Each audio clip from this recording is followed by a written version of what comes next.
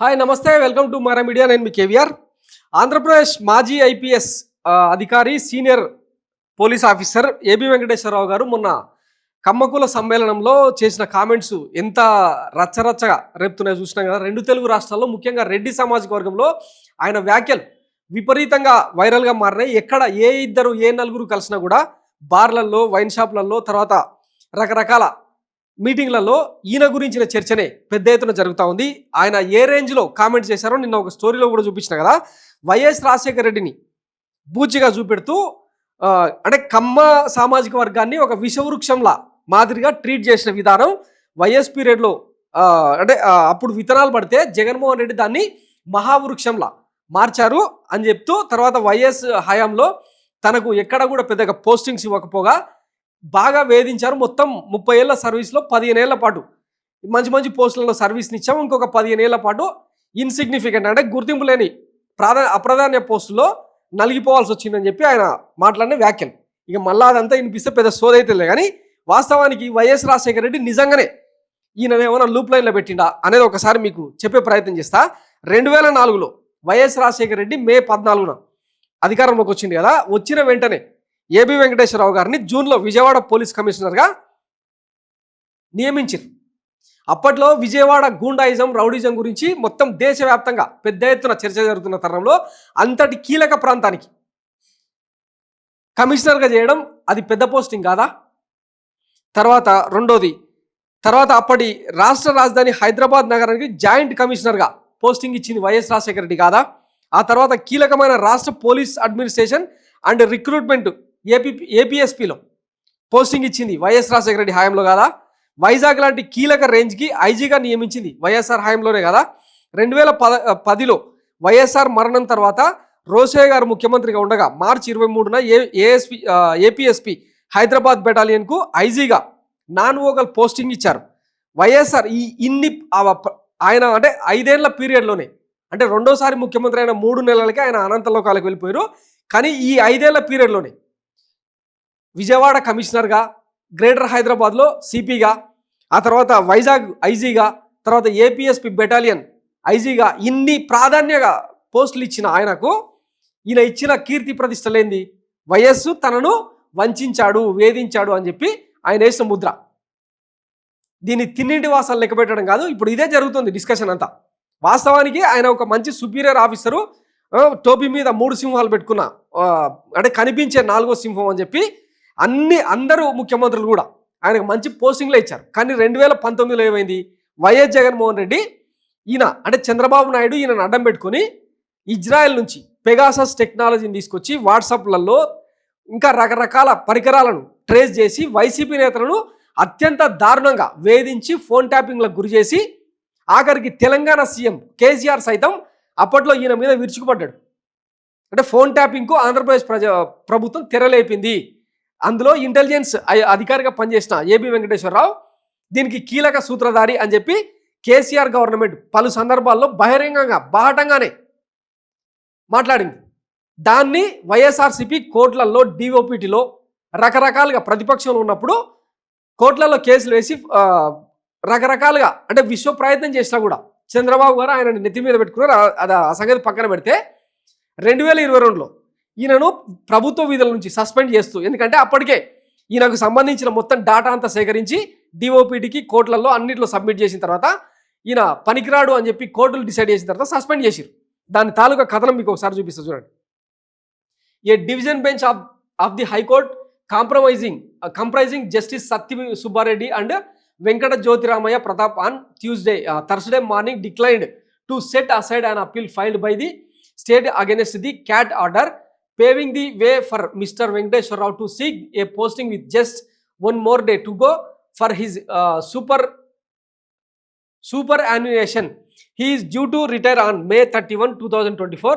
The High Court posted the matter for further hearing on June 20, saying that appropriate orders would be passed in the interlocutory applications. వాస్తవానికి ఏం జరిగింది? It may be noted that state government suspended mister Venkateswara Rao in February 2020 in accordance with Rule 3/1 of the All India Service Discipline and Appeal Rules 1969 for a second time later as part of disciplinary proceedings initiated against him over allegedly irregularities in the procurement of an aerostat and unmanned aerial vehicles UAVs for anti-extremist and security operations when he was Additional Director General of Police Intelligence. The state contended that the CAT judgment was vitiated by error of law and certain findings that were perverse and contrary to records. Besides, the state said GOMS number 55 dated June 28, 2022 clearly mentions that the investigation of the criminal charge against Mr. Venkateshwar Rao was pending and the likelihood him influencing witnesses led to objective satisfaction of the government to place him under suspension. So ఇది ఆయన మీద వచ్చిన అభియోగాలు. వీటికి సంబంధించి సమాధానాలు చెప్పకపోగా రాష్ట్ర ప్రభుత్వం మీద గత ముఖ్యమంత్రి మీద వాడు వీడని మాట్లాడితే ఎట్లా కుదురుతుంది? మనం చేసే ఏమైనా మంచి పనులు అయితే చెప్పుకోవడానికి ఒక లెక్కపత్రం ఉండేది. పైగా ఆయన మాజీ ఐఏఎస్ను పోలీసు శాఖలో అత్యున్నత హోదాల్లో పనిచేసిన అన్న విషయాన్ని మర్చిపోయి రాజ్యాంగానికి అంటే ఆయన ప్రమాణం చేసిన రాజ్యాంగానికి ప్రజాస్వామ్యానికి తూట్లు పొడిచేలాగా ఒక కుల సమ్మేళనానికి హాజరై మరో కులంకి చెందిన రాజకీయ నాయకుడిని అట్లా పాయింట్అవుట్ చేయడం ఎంతవరకు కరెక్టు? సో ఇవన్నీ ఆలోచించాలి. ఒకవేళ మీకు నిజంగానే చంద్రబాబు గారి మీద ఆ కమ్మ కులం మీద టీడీపీ మీద అంత ప్రేమనే ఉంటే టీడీపీ కండవ కప్పుకొని రాజకీయాలు చేయండి. Man to man head to head కొట్లాడితే సరిపోయేదానికి ఈ వల్గర్ కామెంట్స్ ఏంది, ఈ అట్రాసిటీ కామెంట్స్ ఏంది? కరెక్ట్ కాదు కదా. అసలు మీ బుద్ధి ఏమైందని చెప్పి నిన్న ఒక స్టోరీ చేస్తే పొట్టు తిడతా ఉన్నారు ఆయన. చూపిస్తాగండి అవి కూడా. సో ఇదే ఆయనకు సంబంధించిన వీడియో. కమ్మాస్ వర్సెస్ రెడ్డిస్ అనే కోణంలో నిన్న ఈ స్టోరీ చేస్తే కింద కామెంట్లు 147 మంది స్పందించారు. ఏ ఒక్కరు కూడా ఆయన మీద కనీసం అంటే పాజిటివ్ నోట్తో ఒక్క కామెంట్ కూడా పెట్టలే. దాంట్లో నేను ఏం చెప్పిన అంటే ముద్రగడ పద్మనాభం అంటే కమ్మలకు సంబంధించి చంద్రబాబు బాలయ్య బాబును రక్షించిన విధానం అసెంబ్లీ సాక్షిగా చెప్పిండని చెప్పి, ఇదిగో ముద్రగడ పద్మనాభం ఎందుకన్నా సాక్షాత్తు అసెంబ్లీలో డాక్టర్ వైఎస్ రాజశేఖర రెడ్డి గారే చంద్రబాబును తిట్టారు సార్. ఏమని అంటే, నేను రాజకీయం చేయాలనుకుంటే మీ ఇంట్లో జరిగిన బాలకృష్ణ ఇష్యూను నేను రాజకీయం చేయొచ్చు, కానీ మేము ఏమీ రాజకీయం చేయలేదు అని ఆనాడే అసెంబ్లీలో అన్నారు అని చెప్పి. ఇగో ఆయనకు మతిస్థిమితం లేదు, అందుకే అలా ప్రవర్తిస్తున్నాడు. కొవ్వెక్కిన బ్రోకర్లా, టీడీపీకి బ్రోకర్ లాగా పనిచేసిన వ్యక్తి వాళ్ళ భజన చేసే మాటలే మాట్లాడతాడు, తన ఘనకార్యాలు ఎందుకు మాట్లాడాడు? అందుకే అందుకు నజరానాగానే అతనికి మళ్ళీ ఉపాధి కల్పించారు. సార్ సీజ్ ద కమ్మ. చదువు అనారోగ్యం అందరికీ కావాలి.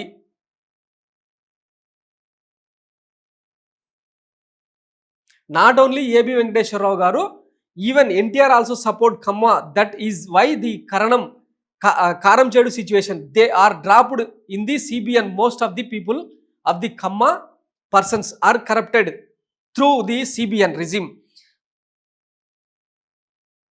ఇక ఇక్కడ చూడండి, వైఎస్ఆర్ గారు నిజంగానే ఏబి వెంకటేశ్వరరావు గారికి అన్యాయం చేశారు. 2004లో విజయవాడ పోలీస్ కమిషనర్గా ఉన్న ఏబి వెంకటేశ్వరరావు గారిని కర్నూలు రేంజ్ డిఐజీగా ట్రాన్స్ఫర్ చేశారు. వైఎస్ఆర్ సొంత జిల్లా కడప ఉండేది ఆ రేంజ్లోనే. తర్వాత అప్పటి రాష్ట్ర రాజధాని హైదరాబాద్ నగరానికి జాయింట్ కమిషనర్గా. ఇప్పుడు ఇదంతా నేను చెప్పిందంతా ఇక్కడ ఉంది చూడండి. బతికినప్పుడు మేలు పొంది చనిపోయిన మనిషి వచ్చి చెప్పుకోలేడు కదా, ఎందుకు మరి ఈ నిందలు? ఇంతకుముందు చెప్పినట్టు, ఎందుకంటే ఇప్పుడు ఒక సాధారణ పౌరుడో లేదంటే ఒక పొలిటీషియన్ అయితే ఇక దాని కథ వేరే. ఒక భారత రాజ్యాంగం మీద ప్రమాణం చేసి అక్కడెక్కడనో ఐఏఎస్ ఐపీఎస్ ట్రైనింగ్ తీసుకొని ఒక ఉన్నత అధికారి హోదాలో ఈ మాటలు మాట్లాడడం తప్పు.